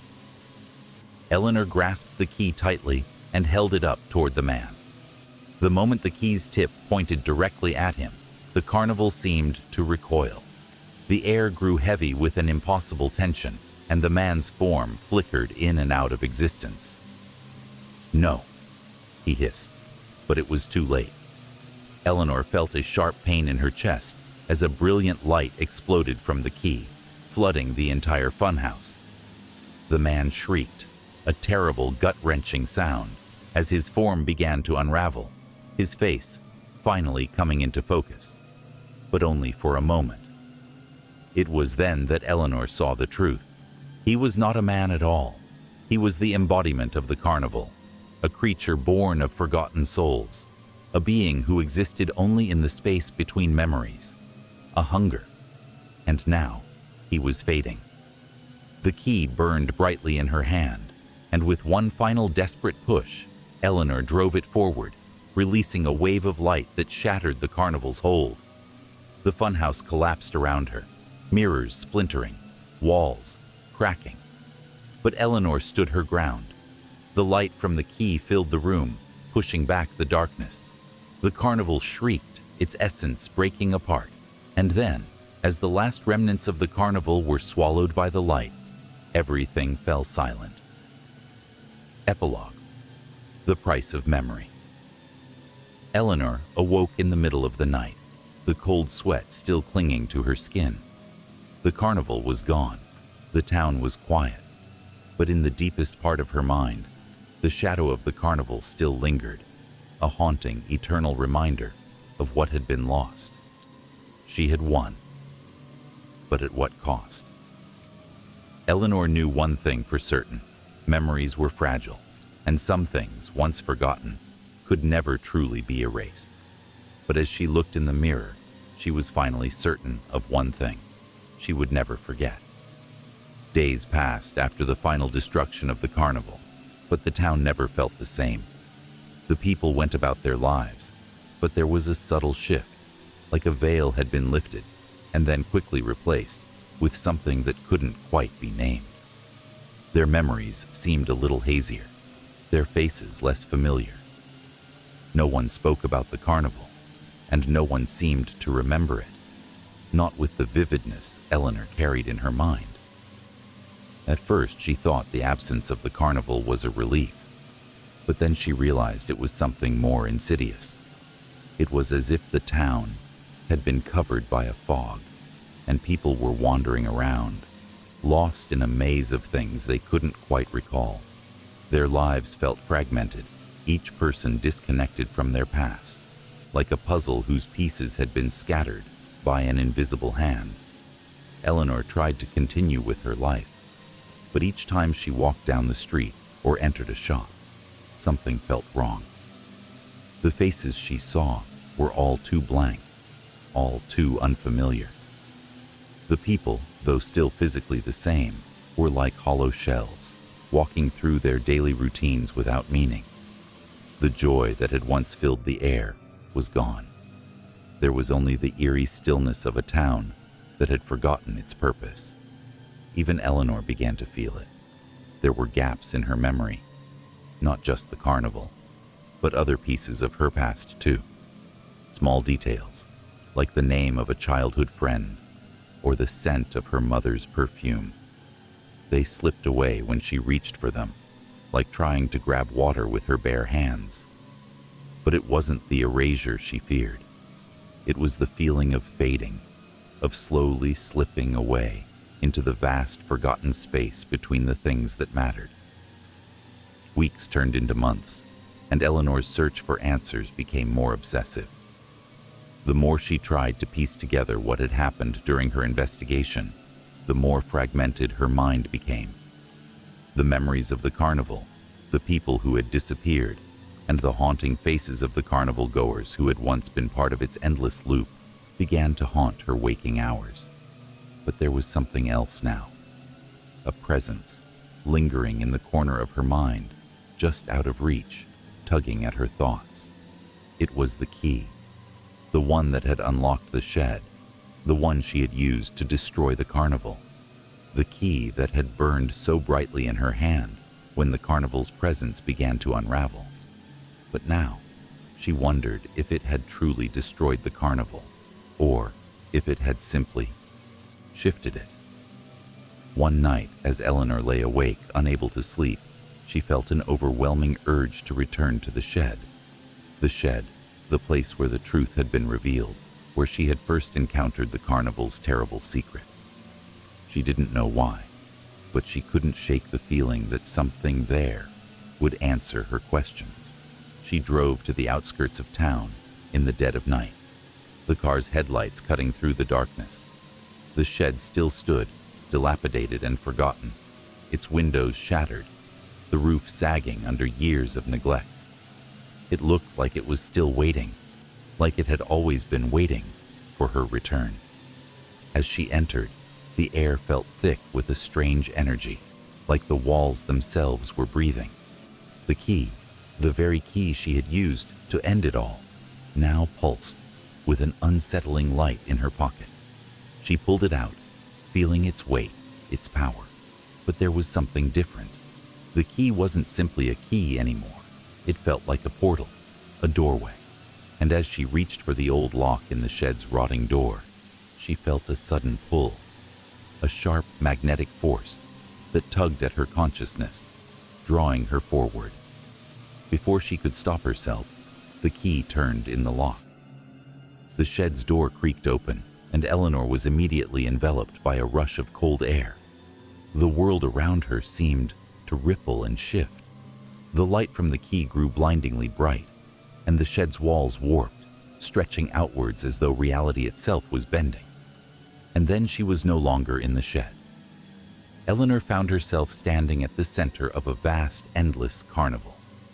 The sky overhead was a swirling mess of dark clouds and lightning, and the carnival rides were twisted, their shapes contorting in ways that defied the laws of nature. It was the carnival, but not the one she knew. This was something darker, something more ancient. The air smelled of decay, of rot, of forgotten time. It was a place that existed outside the boundaries of the town, a place that was neither here nor there, a place between worlds. She tried to move, but her feet wouldn't respond. It was as if the very ground itself had gripped her, holding her in place. She looked around, heart racing, as the shadows that stood among the twisted rides began to converge on her. They were the same figures, the ones she had seen before, the forgotten.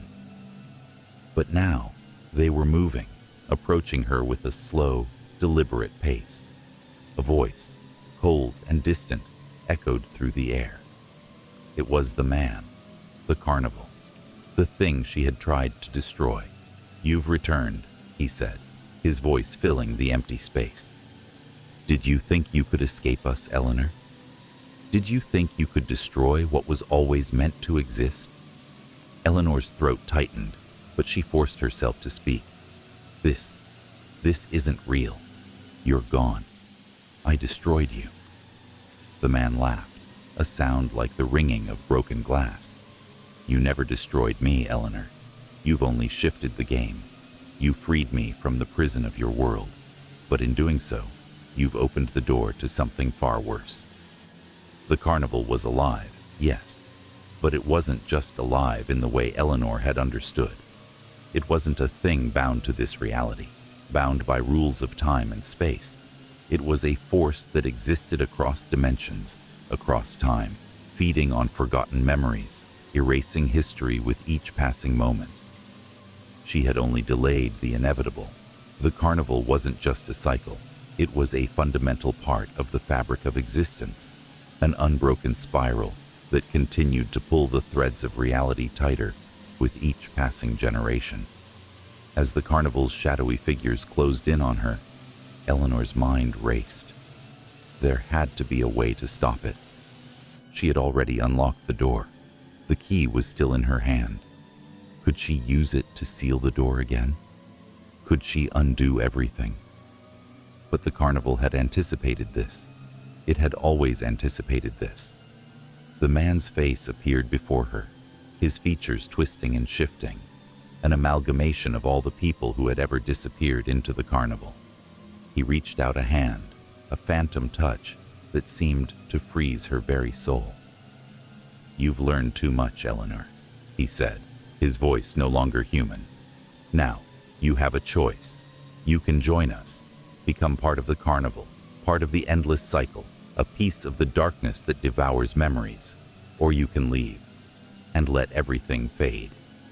Eleanor felt the weight of his words. She was standing at the precipice of everything she had feared. And yet, in that moment, a strange sense of clarity washed over her. She had never truly been free of the carnival. She had always been part of it, part of its unyielding hunger. The memories, the faces, the endless cycle. It was all bound together, a part of her, a part of every person who had ever stepped foot into that wretched place. The key pulsed in her hand, calling to her. Eleanor knew what she had to do. With a final resolute breath, she lifted the key and pressed it to her chest. The carnival screamed. Epilogue. The final step. The key dissolved in her hand, its light engulfing her body. The carnival vanished, the shadows receding into nothingness. The air around her cleared, and Eleanor stood alone in the shed once more, her body trembling with the weight of the decision she had made. In that final moment, she had remembered everything. The carnival, the people, the endless loop. It had all been part of the same force, the same cosmic pattern, and now it was gone. But as Eleanor turned to leave the shed, she felt a strange calmness fill her heart. The memories of the carnival, the terror, the faces, the agony, were all still there, preserved in her mind. And in the distance, she could almost hear the faint whisper of the carnival's call, waiting for the next soul to wander into its grasp. It would never truly be over, but she would carry its secret forever. The days that followed Eleanor's final encounter with the carnival were strange, almost too quiet. It was as though a delicate veil had been placed over her life, hiding the most terrifying parts of her existence. Her mind felt heavier, as though it carried an invisible burden, one that was both hers and not hers. The town, once so familiar, now seemed like a distant dream, a place where time moved in slow, uncertain waves, without purpose or direction. She tried to return to a semblance of normalcy, to reconnect with the world she had once known. But something was off. The people she spoke to, the faces she saw, seemed to look through her, as though they were seeing only fragments of her. They knew her, but they didn't truly know her. And the more she tried to reach out, the more she realized the carnival's influence wasn't gone. It had only changed. The memory of that final choice in the shed, the choice to remember everything, clung to her like a shadow.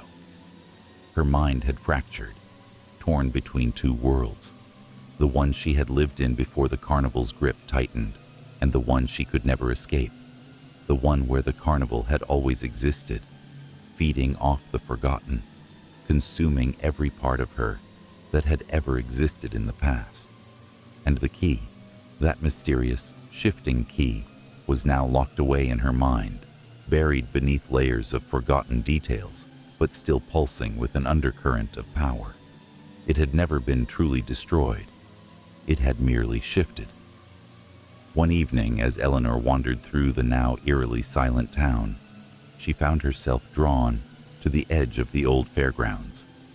The place where the carnival had once stood, vibrant with laughter and life, was now nothing but a barren field, the ground worn by time and abandonment. Yet, even in the emptiness, Eleanor couldn't shake the feeling that the carnival was still there, lingering in the cracks of reality, waiting for the next opportunity to slip through. Her footsteps echoed in the stillness, and it was then that she saw it. In the distance, at the very edge of the fairgrounds, a faint flicker of light appeared, the same strange flickering glow that had marked the carnival's existence. It was like a beacon, a pulse beneath the surface of her consciousness, calling her forward. Eleanor knew that she should turn away, that she should run, but she couldn't. The pull was undeniable. The carnival was still alive, hiding just beyond the edges of memory. Her heart pounded in her chest, and before she realized it, she was standing at the gates. The very gates that had once led into the twisted carnival that had stolen so much from her. The gates creaked open, as though welcoming her back, but when she stepped through, the world she had known faded away once more. The carnival before her now was different. It wasn't the crumbling shell she had seen in her final moments of the previous battle. This carnival was pristine, its colors unnaturally vivid, the air sweet and enticing, almost like a dream. The rides spun slowly in the distance, their lights sparkling in a strange hypnotic pattern. But the people, they were all wrong. They weren't people at all. Eleanor saw them, the figures from before, the ones who had faded into the shadows, the forgotten ones. They moved among the crowd like specters, their faces indistinct, their presence unsettling. Some were laughing, some were frozen in place, staring blankly into the distance, but none of them truly saw her. Her heart dropped as she recognized the pattern. The carnival didn't just consume memories, it consumed people, locking them into a state of eternal stasis where they would live forever, but never truly exist. The carnival's power was feeding on the fear of the forgotten, and Eleanor understood with a chilling clarity that it wasn't just a place. It was a force, a cycle that devoured the soul of every visitor, turning them into these hollow, wandering figures. And there was no escape. "Welcome back, Eleanor." A voice echoed through the carnival, the same voice that had once tormented her, the same voice that still haunted her dreams. The man appeared before her, his face shifting between hundreds of different expressions, each one familiar, yet utterly foreign. He stood in front of her like an ominous shadow, an embodiment of the carnival itself. "I knew you would come," he whispered, his voice like 1,000 broken whispers scraping against her mind. "You cannot escape us. We are a part of you now, and you will always return." Eleanor recoiled, trying to move away, but her feet were rooted to the ground.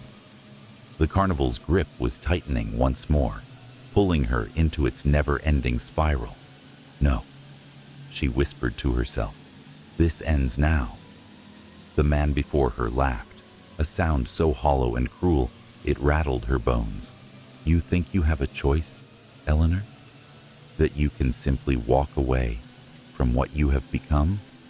The carnival is inside of you. You are part of it now."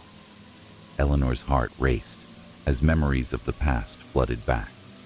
The people who had disappeared, the faces she had seen in the funhouse, the coldness of the key in her hand.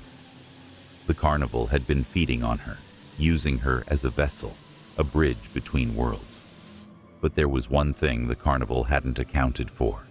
The key had changed her, and as much as it had unlocked the door to a deeper, more terrifying world, it had also unlocked something within her, something that had remained dormant for too long. Her memories were not just fragile, they were powerful. "You're wrong," Eleanor said, her voice steady now, despite the overwhelming fear that still gripped her. "You think you control me. You think you can erase who I am. But I remember. I know who I am." The man sneered, his form flickering in the flickering lights. "Your memories are nothing. You are nothing. You are just a shadow, a fading echo." "No," Eleanor replied, her voice rising with newfound strength. "I'm real. I am the one who chooses to remember, and I choose to end this." With a sudden, overwhelming force, Eleanor clenched her fist around the invisible thread of power within her. The key, the one that had been locked away, began to glow once more, filling her body with a blinding light. The carnival shuddered, its twisted rides and haunting figures flickering and distorting around her. The ground beneath her feet cracked, and the carnival screamed.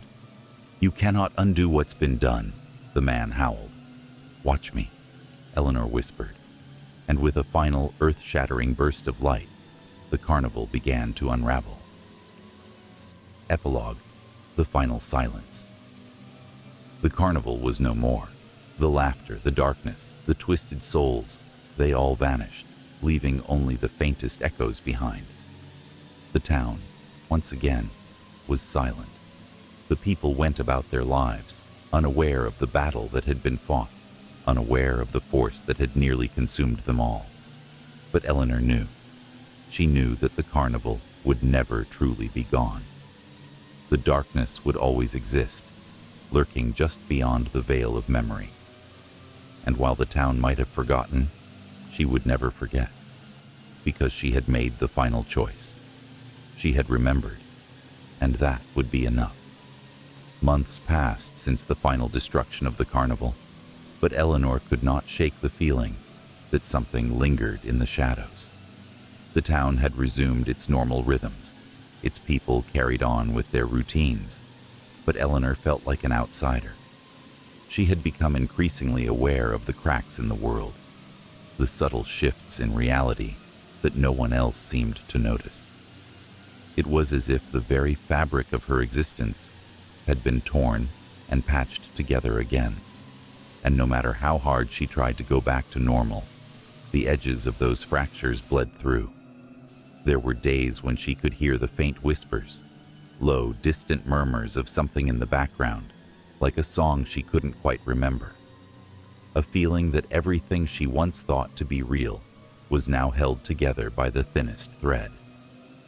Every so often, when she looked at a person, she would see a flicker of something strange in their eyes, a momentary confusion, a hesitation, like they were remembering, but then immediately forgetting.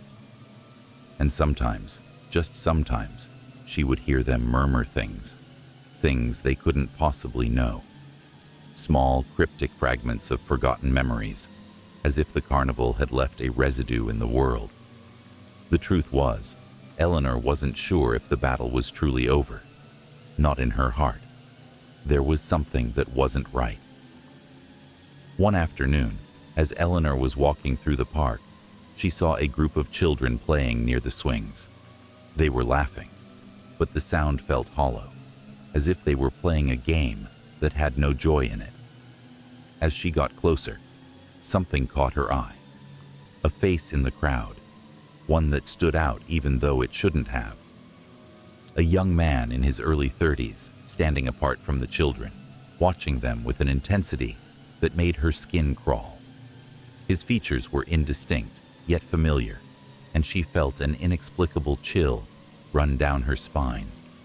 His eyes were locked on her now, unblinking, as though he knew her, knew everything about her.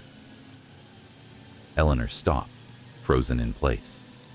Her breath caught in her throat. The man's smile was too wide, too knowing. It was the same smile she had seen before, back at the carnival. Impossible, she thought. But before she could take another step, the man turned and walked away. She quickly followed, her heart racing.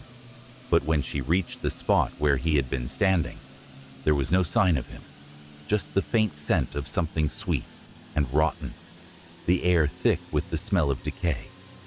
Her mind whirled. It couldn't be. He couldn't be back. The carnival had been destroyed, hadn't it? But it was becoming clear to Eleanor now. The cycle hadn't ended. It had simply shifted. The days after that encounter were filled with an unsettling sense of déjà vu. Eleanor tried to shake the feeling that the carnival was still lurking in the corners of her life. But everywhere she turned, she saw it. The forgotten. The faces of people she thought she knew, but when she tried to look deeper, they would blur, as though they weren't really there at all. The whispers grew louder in her mind. The carnival was returning, not in a physical form, but in a way more insidious. It had learned from its previous defeat. It had learned how to hide, how to infiltrate the very fabric of reality itself. It had spread its influence, like an infection, into the hearts and minds of those around her. Eleanor's nights were filled with disturbing dreams. The carnival was alive in them, but it wasn't the one she had fought before. This time, the figures that appeared were not strangers. They were familiar faces, the faces of people she loved, people she thought were safe. They were turning away from her, lost in the carnival's pull. At first, she couldn't understand why. Why would the carnival want these people? But then she realized it wasn't about who it took. It was about how it took them. It fed on connection. It needed people who were close to her, who held a place in her memories, because in the process of erasing them, it could feed on the remnants of those emotions. It could turn the love, the fear, the trust she had into emptiness. The town itself was beginning to change. The subtle shifts in reality, the moments when people would forget their own faces, became more frequent. The once familiar streets began to warp, the buildings distorting into odd shapes, like they were being pulled in multiple directions. And it wasn't just the people of the town who were affected. Eleanor herself was beginning to lose track of time.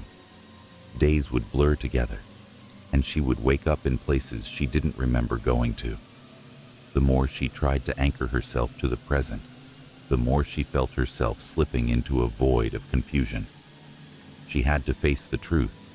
The carnival had never truly been destroyed. It had become part of her world, a force woven into the very essence of reality. Eleanor was desperate now. She sought out every book, every historical record she could find about the carnival, the town, the strange occurrences that seemed to tie everything together. The more she learned, the more horrifying the truth became. The carnival wasn't just a place. It was an entity that had been anchored to the town, a force that had existed for centuries, hidden in plain sight. It had been feeding on memories for generations, erasing those who wandered too close to its influence, feeding on their emotions and fragmenting the very core of their identities. It wasn't bound by the normal rules of time. It existed outside of reality, slipping between the cracks, like a virus infecting the human psyche. The key, the one she had used to destroy the carnival, had only served as a temporary barrier. She had delayed its return, but not stopped it. And now, it was growing stronger. Eleanor's research led her to an old, crumbling map of the town. It had been passed down through generations, hidden away in the town's archives, but it contained a disturbing revelation. The carnival wasn't just an outside force. It had its origins tied directly to the town's foundation, to a sacrifice made by the town's first settlers. The carnival was born from a pact, an unholy agreement with an ancient force that had allowed the town to prosper, but at a terrible cost. The carnival was the town's true heart, feeding on the very essence of the people who lived there. The more she read, the more the weight of the truth pressed down on her. The carnival's cycle was unbreakable. It would return over and over, like a tide that never receded, and each time it did, it would be stronger, more difficult to resist. There was only one thing left to do. Eleanor knew she had to confront the carnival once more, but this time, she wouldn't be trying to destroy it. The carnival had learned to adapt. She would have to find a way to seal it, to lock it away once and for all. The key had been the first step, but she realized now that the key wasn't the answer. The answer lay in the memories. She had to confront the very foundation of the carnival, the pact, the sacrifice, and the twisted force that kept it alive. Eleanor had to find the source, the heart of the carnival, and use her memories to bind it, to trap it in a place where it couldn't reach anyone else. But as she walked through the decaying streets of the town, she knew one truth. The carnival would always find a way back. The memories would always be there, lurking in the dark corners of their minds, waiting for the moment when someone would remember. And the cycle would begin again. Epilogue. The Unraveling. Eleanor stood at the edge of the town, the wind whipping through her hair. The carnival's presence still lingered, but it was different now. It was fading, dissolving into the atmosphere like smoke, its power waning, for now. But she knew better than to believe it was truly gone. The carnival had become part of her, and the memories, the faces, the voices, would never be erased. They were a part of her, and she would carry them, locked away, until the next time the carnival returned. And when it did, she would be ready. Days turned into weeks, and still, Eleanor could not shake the gnawing sensation that the carnival was lingering just beneath the surface of her life. The townspeople continued their routines, seemingly unaffected, but Eleanor knew better. It was a delicate balance now, like the calm before a storm. Too perfect, too quiet. The carnival had been driven out, yes, but it had never truly left. Its shadow still hung over the town, a specter waiting to rise again. She had moved out of her old house, unable to sleep in the place where she had once faced the madness of the carnival. Instead, she found herself renting a small, nondescript apartment at the edge of town. The loneliness of it was suffocating, but she had grown used to it. Alone was the only way to survive this, or so she thought. The weight of the town's dark history weighed on her every day. She would occasionally hear snippets of conversations in the market or at the coffee shop, people murmuring about odd occurrences, moments of forgetfulness, strange faces seen in the crowd. But no one was putting the pieces together. To them, it was just life. To her, it was a sign. The carnival had begun to infiltrate once again. The most unsettling thing of all was the man, the one who had appeared before her in the park. The one with the familiar, haunting smile. Eleanor had tried to dismiss it. After all, she had fought the carnival, had sealed it away, hadn't she? But as she walked down the streets one cold afternoon, her skin prickled, an all too familiar chill running down her spine. There, standing at the corner of the street, was the same man. This time, his features were even less distinct than before. He was becoming something else, a blur, a shadow that shifted with every step she took toward him. Before she could reach him, he was gone, just as quickly as he had appeared. It was then that Eleanor realized the truth. The carnival had never been bound by physical laws. It was not just a place or a force. It was a concept, a haunting idea that lived in the minds of the people who once visited, lingering in their subconscious. And it was now reaching out, infecting new minds, slipping through the cracks into fresh, unsuspecting souls. Weeks later, Eleanor found herself following a new thread of unease. It started with a single piece of news. A small carnival-like attraction had arrived on the outskirts of town. Unlike the grand, chaotic, and foreboding carnival she remembered, this new one was tame, quaint even. The posters promised fun for the whole family, and the bright, colorful banners screamed innocence. But she knew better. Something about it felt wrong. It wasn't the garish colors or the blaring music. No, it was something deeper, a presence she couldn't quite place. She had seen enough to recognize the signs. The carnival had returned, in a new form perhaps, but it was still the same. It was only a matter of time before it would begin to corrupt the town again. Eleanor couldn't allow that to happen. She couldn't let anyone else fall prey to its insidious grip. That evening, she made her way to the carnival grounds. The air felt thick, almost oppressive, and the farther she ventured into the sight, the more she began to hear the subtle murmurs of forgotten memories, the laughter of children, the sound of the Ferris wheel spinning. But beneath all of it, she could hear something else, something wrong. The figure appeared before her again, the man. But now he was no longer a shadow. He was solid, his face partially restored, but still it was a facelessness, a void, as if his face was something she couldn't comprehend. His eyes glinted, familiar and unfamiliar, watching her with an eerie amusement. "You think you can stop it?" he said, his voice warped with a strange power. "The carnival is never gone. It is the town. It always has been, and it always will be." Eleanor stared at him, fear creeping back into her heart. She had failed. She had thought that by locking the carnival away in her mind, by severing its physical form, she had stopped it. But this was something different. You're not real," she spat, trying to steady her voice. "You're just a part of the carnival, a reflection." He smiled, that same twisted, knowing grin. "Real, unreal. What's the difference? You can fight all you want, but you'll never remember enough. There will always be a piece of you left, Eleanor. A piece that will pull you back into the dark. And once it takes that last bit, you'll become one of us. Forever." Eleanor's heart pounded in her chest.